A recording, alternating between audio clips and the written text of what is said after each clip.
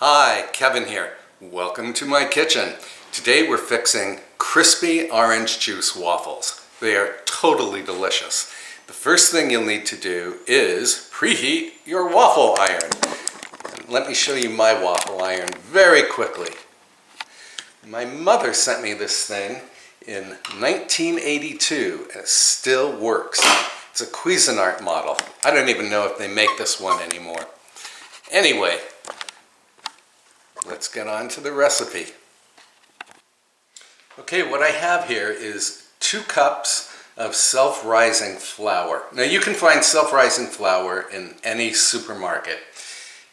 Otherwise, you can use regular all-purpose flour and add baking soda and salt. And I will give you those measurements in the description box below. Now, here's the secret ingredient for crispy waffles. It's cornstarch. Regular old cornstarch, a 1/2 cup. And what the cornstarch does is absorb the steam that is created while the waffles are baking in the waffle iron. You just whisk the cornstarch into the flour. Whisk it in really well. You want everything well combined. And then add the grated zest of 1 large orange. And whisk that in.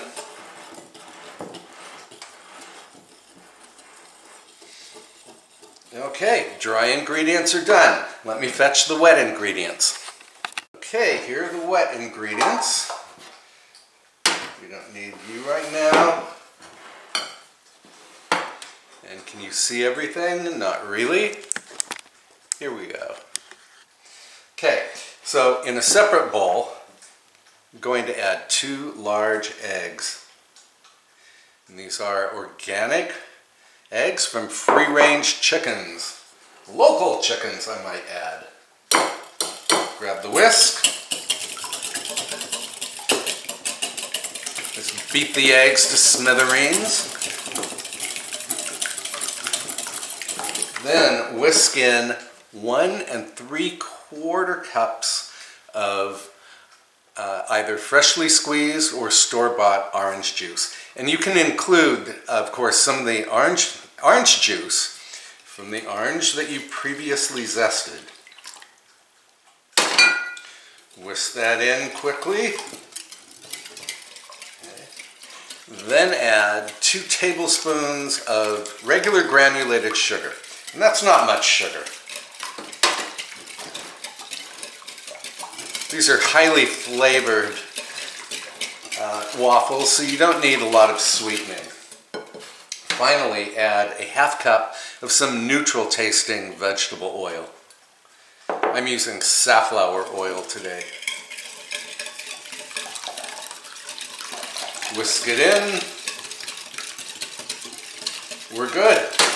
Let me move this out of the way. Then we're going to add the dry ingredients to the wet, or maybe we will add the wet ingredients to the dry. It's a big decision to make here. I'm going to add the wet ingredients to the dry. And then whisk. Yeah, the nice thing about the cornstarch is that it makes the waffles really crispy without having to add beaten egg whites.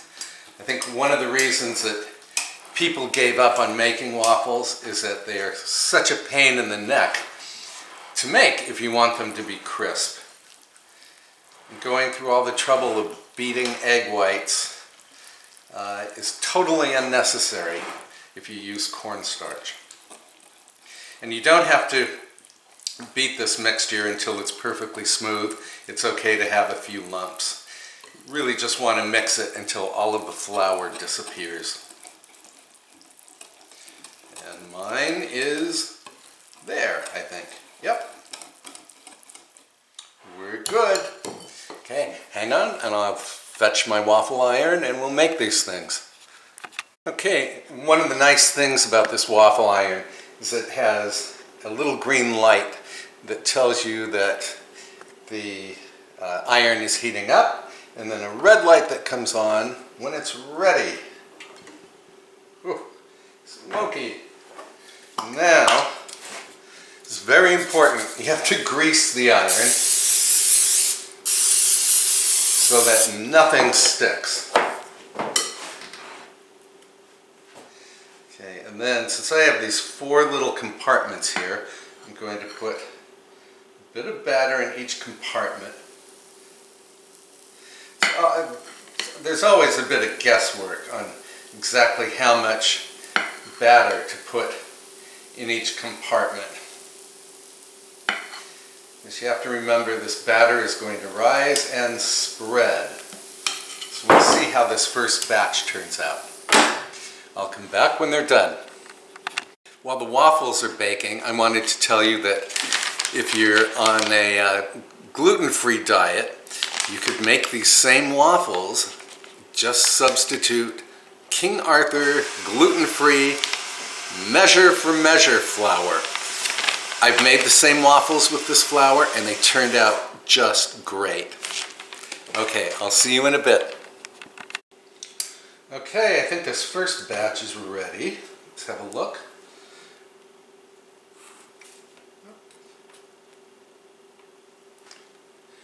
They look magnificent.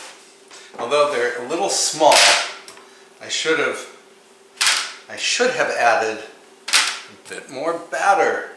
So I'm going to do that for this next batch.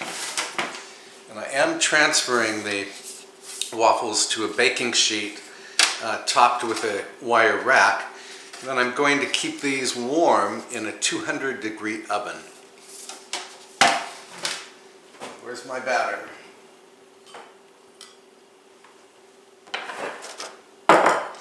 Yeah, so I'm going to add a little more. I probably don't have to spray this every time, but nothing worse than having a waffle stick to a waffle iron. So I'm going to add, this is a ½ cup. I added only a scant ½ cup to each little square opening for the first batch.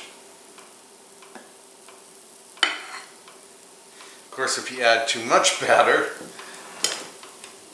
it will seep out along the sides, and that's no good. Okay, we'll come back when these are ready. I'm back already. I'm going to taste this waffle. Do you hear the crunch?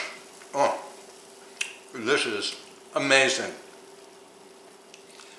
Even though it's only the zest from one orange,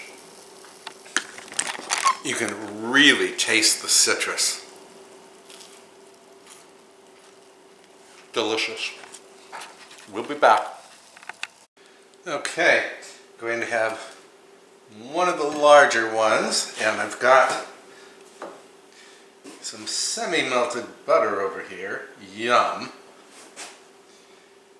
And then, to my horror, I realized that I don't have any maple syrup. So I'm going to throw some honey on here.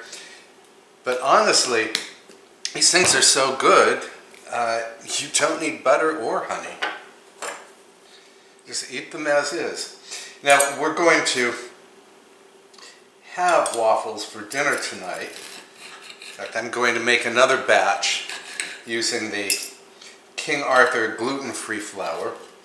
And then Mr. Fox and I will enjoy the waffles with fried eggs and maybe some bacon. So here goes the taste.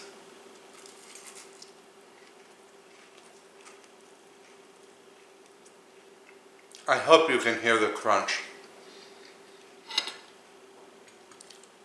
These are just perfect. So, I wanted to say that you don't have to just enjoy waffles for breakfast. They're great for dinner and dessert. For dinner, you can serve them, as I will be doing later on, with fried eggs and bacon or something. Or you could even serve them with fried chicken, as they do in the South. And for dessert, you could smother the waffles with an ungodly amount of whipped cream and strawberries. Yum. Okay, so I hope you'll give these easy, crispy orange juice waffles a try someday. And let me know how they work out for you. Okay, thanks so much for watching. I'll see you very soon. Bye-bye. I'm still eating.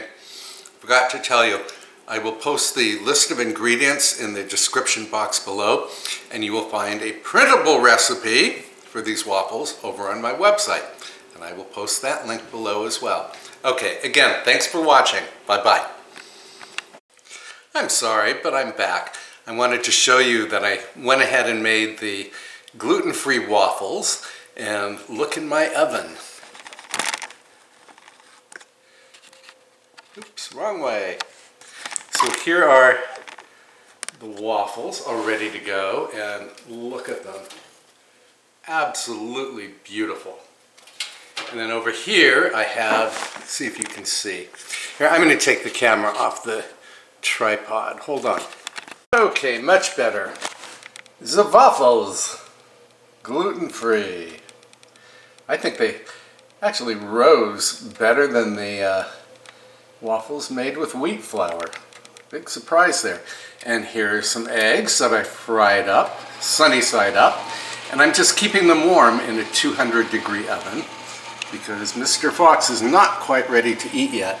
And I didn't have any bacon on hand, but I did have a ham steak.